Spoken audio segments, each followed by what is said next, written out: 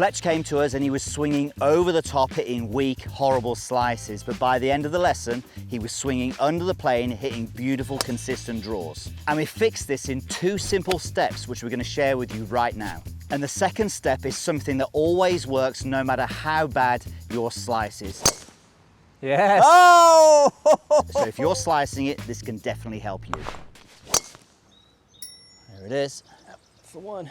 That is That's the one. path left, face open. So what we're seeing on the way down, and it's only ever so slight, but this club on the way down, you can see it's just coming down a little steep, and that club head is just outside of the hands at this stage here. The face, if anything, is a little open as well. So you're not miles away. You're actually quite close. It's a beautiful golf swing. It's actually really quite close, but we are seeing a little bit of an over the top with the club face open. Everything looks really good in the first part of this, in the first part of the setup. You move the club away really nicely, as we say, but just this little bit longer backswing, if that causes me to cup the wrist and it causes the face to open. Now, you're not getting a massive amount of this, but you're getting enough to not only get potentially the face open, especially when you're on the golf course and there's a bit more pressure out there, but also it just causes your arms to run out of sync from the body. So then as you swing down now, your first move as you then rotate your body on the way down is to swing the club down ever so slightly steep, but the face is open, and then through the golf ball now, you've got to try and figure out what to do. And a lot of the time you'll hit good shots, which is the frustrating part, but those 3 to 4 shots that you hit in a round where it causes that slice, it's almost like it comes out of nowhere. Right. So the main things with Fix Your Slice for you are actually steps 4 and 5. So set up to the ball, we're not going to hit this, and I just want you to have a swing where you stop at the top. Amazing, isn't it? Even when you were swinging then to the top of your backswing, the club made it all the way over there. So do that again, just be a little bit more deliberate. And now on this time, imagine that's a cattle prod and it's gonna hurt if you touch it. You don't like pain, good, I like it. Good, There you go. Let's just hit a couple of shots and then we're gonna move into the next drill. Got it. Okay, so it's still a little long. You said that one was long? A little bit, I felt like I barely had my hands in the air. Yeah. The feel and reel of this is going to be crazy. Yeah. Like, you cannot go too short today. Got it. That was nice. That was closer, yeah. That was pretty much parallel to the ground at the top. Yeah. And our ball flight was absolutely dead straight. Yeah, fell straight. I'm going to go into the over the top fix. Okay. So we mentioned it's not massive, but it's enough just to throw that club out. Okay. So I'm going to give you a feel and a drill, which is absolutely our best drill for this, to get rid of the over the top.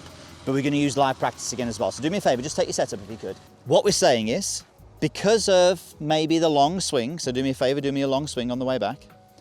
What we're seeing on the way down is that your club just gets a little steep here, not massively steep, but it just kind of gets this point where the club is always hugging the outside, which is enough then to cause that club path to go to the left. But what happens when we actually start a downswing is that we want a shift to the target, which kind of almost creates a tilt with the body coming away from the target, and then from there we get a turn. So even if I'm looking at this plane here, we can see I get to the top, I shift, I tilt. Look, I'm almost creating that room now for me to swing my arms into, and then from there the turning of my body just brings the club, throws the club back out onto the plane. The issue we see with a lot of people who slice it, and a little bit because your arms are long and it's causing you a sequencing problem, is we get to the top and then the first move is a rotation.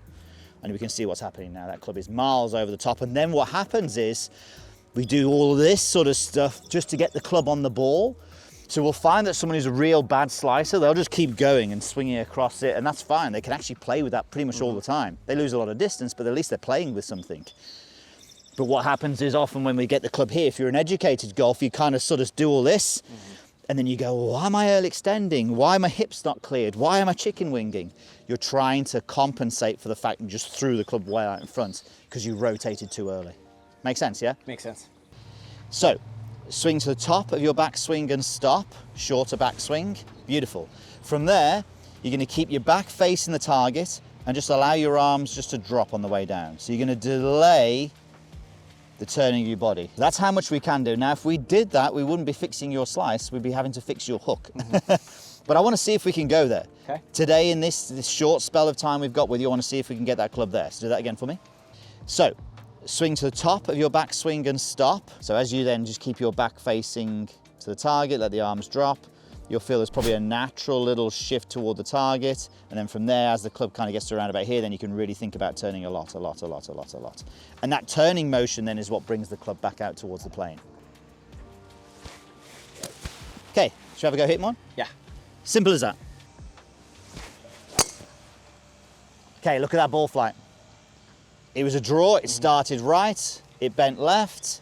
Look at the club path, 5.9 degrees to the right. If I've got anybody who's slicing it, who's over the top, assuming they're not struggling in the first 3 or 4 steps, this is the step that we go to. Okay, same deal. Okay. So don't hit this one, just swing to the top and stop. And then keep your back to the target, let the arms drop, let them drop, beautiful. Now, if you, the more of that sensation you can get throughout this, the better. That's great. I mean, that's a big hook. Yeah. If we think about what you normally, that path is going to be 3 degrees to the right. Once you start to apply the speed as well, Yeah. you'll start to see it straighten up because it'll start turning better. Yeah. It feels like I've got a tree in here and I'm trying to hit that shot There you around. go. Okay, yeah, good. I like that. Top and stop. Chest to the target, bump the hips and let the arms drop. Beautiful. Look at that. Oh, There's the one. Felt good. That was nice. beautiful. Again, 240 carry, still not quite at full speed. 4 degrees up, 5.9 degrees to the right. Face left of that, pretty much half, 3.2 degrees, which means it's pretty much a perfect draw.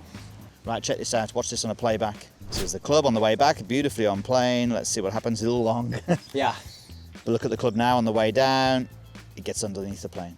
Just gets underneath it there. Yes. Oh! That is so good. Oh, baby. How did that feel? Felt great. Amazing work. If you want to go through that exact same system that they went through, where we actually show you why you slice the golf ball, but also more importantly, we guide you through the drills that you use specific for you, well, you can do this at meandmygolf.com or by using the Me and My Golf app. Yes, to access that for free, click in the link in the description and get started. Look, we guarantee that if you go through this system, you will fix your slice, just like these guys. Thanks for watching, guys, and we'll see you again soon.